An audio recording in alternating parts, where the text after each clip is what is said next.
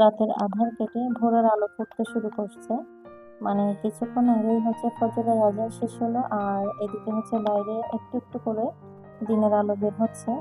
তো দিনের শুরুতে হচ্ছে প্রথমে উঠে গেছি, ঘুম থেকে উঠে ফ্রেশ হয়ে নিয়েছি, আর এখন হচ্ছে ফজরের নামাজটা আদায় করে নেব আগে।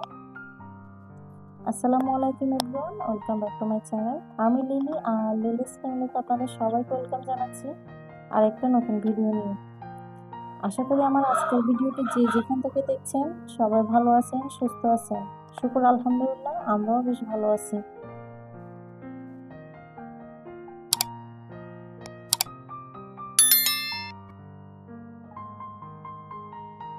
নামাজ শেষ করে হচ্ছে কিছুক্ষণ আল্লাহর নাম জিকির করলাম, আর তারপর হচ্ছে এই যে কলার খোসা ভিজিয়ে রাখছিলাম, তো এগুলা হচ্ছে একটু একটু করে আমি গাছের এই যে টবগুলোতে দিয়ে দিচ্ছি, কারণ এগুলো এখনো ভালোভাবে ভিজে নাই, তাই খুব একটা বেশি দিব না, সামান্য একটু পানি দিয়ে শুধু গাছের মাটিটা ভিজিয়ে দিছি।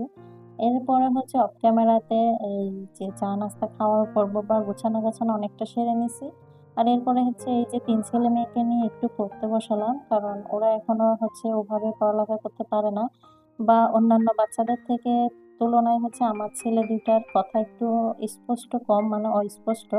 মানে ওরা একটু মানে যেরকম কথা তুতলায় না, ওরকম একটু টাইপের, মানে একটু কথাটা এখনো ভালোভাবে ক্লিয়ার করে ফুটে নাই। তো সেই জন্য হচ্ছে আমি আমার ছেলেদেরকে গত বছর স্কুলে দিই নাই, এই বছর স্কুলে দিব ইনশাল্লাহ। তো সেই জন্য হচ্ছে একটু মানে যে শেখানো পড়ানো বাসায় যতটুকু সম্ভব ওটাই করার চেষ্টা করতেছিলাম। অনেক সময় দেখা যায় বাচ্চারা এক এক বাচ্চা এক এক ধরনের হয়, তো আমার বাচ্চা দুইটা হচ্ছে যেটা হয়েছে সেটা সব দিক দিয়ে চালাক চতুর, বা দুষ্টামি দিক দিয়ে অনেকটা এগিয়ে, বাট এই যে কথা স্পষ্ট না, সেটার জন্য হচ্ছে আমি 1 বছর দেরিতে ওদেরকে স্কুলে দিলাম, মানে ওদের এখন 6 বছর চলতেছে। তো এই সময়টাতে ওদেরকে স্কুলে দিব।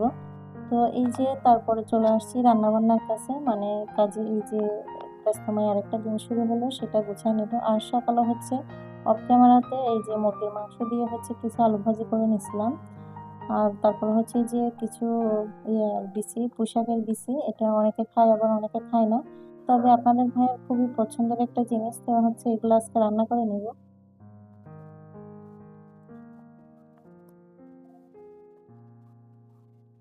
অনেক সময় দেখা যায় যে আমরা অনেক কিছুই পছন্দ করি না, তারপর প্রিয় মানুষ খায়, তাই সেগুলো করে নিতে হয়।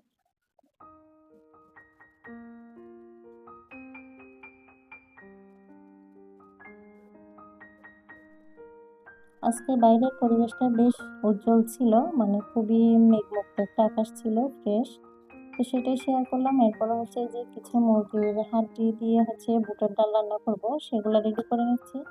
আর আরেক পাশে হচ্ছে গিয়ে আমার এই যে ছোট ছোট আলুটা, সেটা রান্না করে নেব কিছুটা।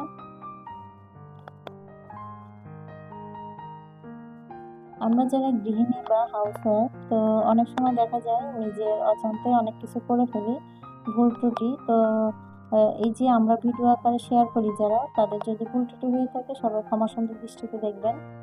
আমার প্রিয় আপুরা ভাইয়েরা, ছোট বড় সবার প্রতি আমার অনেক অনেক শ্রদ্ধা, স্নেহ এবং ভালোবাসা রইল। যারা নতুন ভিজিট করতেছেন তাদেরকেও আমি আমার চ্যানেলে বা আমার পরিবারে স্বাগত জানাই। আপনারা যারা এতক্ষণ ধরে আমার ভিডিওটির সাথে আছেন বা আমার সাথে আছেন, সবাইকে রিকোয়েস্ট করব ভিডিওটা কন্টিনিউ করার সময় প্লিজ ছোট্ট একটা লাইক দিয়ে তারপরে ভিডিওটা কন্টিনিউ করবেন।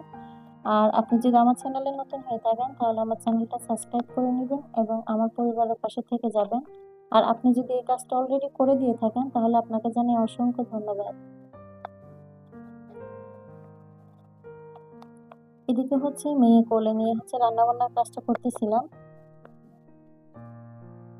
অনেক সময় দেখা যায় বাচ্চা থাকলে বাচ্চার জন্য অনেক কাজ মানে একটু আগে বা পরে করতে হয়, কারণ অনেক সময় দেখা যায় বাচ্চাদের মেজাজ খুবই ফুরফুরে থাকে, খেলাধুলা করে বা খেলাধুলায় মনোযোগী হয়। অনেক সময় দেখা যায় যে বাচ্চারা মায়ের পিছু ছাড়তেই চায় না, মানে কোলে উঠে বসে থাকে। তো ওই সময়ে যতটুকু সম্ভব বাচ্চাকে সামলায় বা কোলে নিয়ে হলে কাজগুলো গুছায় নিয়ে করার চেষ্টা করি। অন্যদিকে হচ্ছে বাচ্চারা আইসক্রিম খাবে, তো বাসায় আইসক্রিম ওভাবে বানানো হয় না। তো আমি কিছু হচ্ছে চিনি, কলা আর দুধ, এগুলা দিয়ে হচ্ছে ব্লেন্ড করে তারপর হচ্ছে আমি একটু আইসক্রিমের মতো করে ওদেরকে বানাই দিব, এতে করে বাচ্চাদের আইসক্রিমের যে বায়নাটা এটাও থেমে যাবে, আর হচ্ছে একটা পুষ্টিকর খাবারও পাবে সাথে।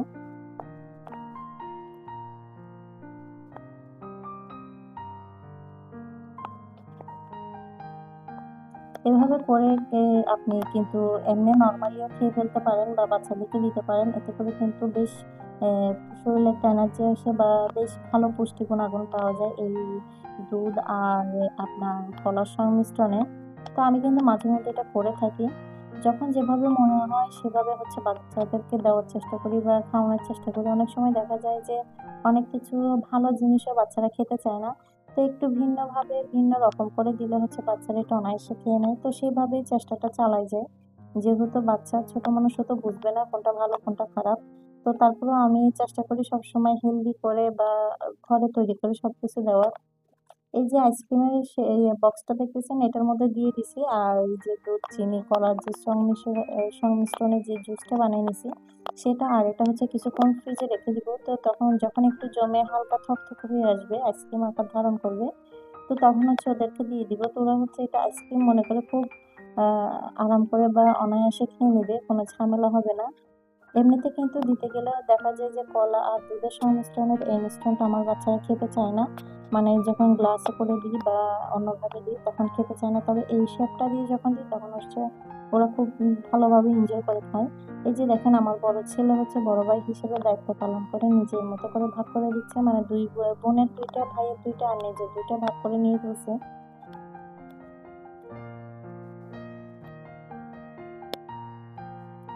তো আমার আজকের ভিডিওতে যদি কোনো ভুল ত্রুটি হয়ে থাকে কথার মাধ্যমে বা কাজের মাধ্যমে সবাই ক্ষমা সুন্দর দৃষ্টিতে দেখবেন। আজকের ভিডিওটা এখানেই শেষ করব। সবাই ভালো থাকবেন, সুস্থ থাকবেন। আল্লাহ হাফেজ। আসসালামু আলাইকুম।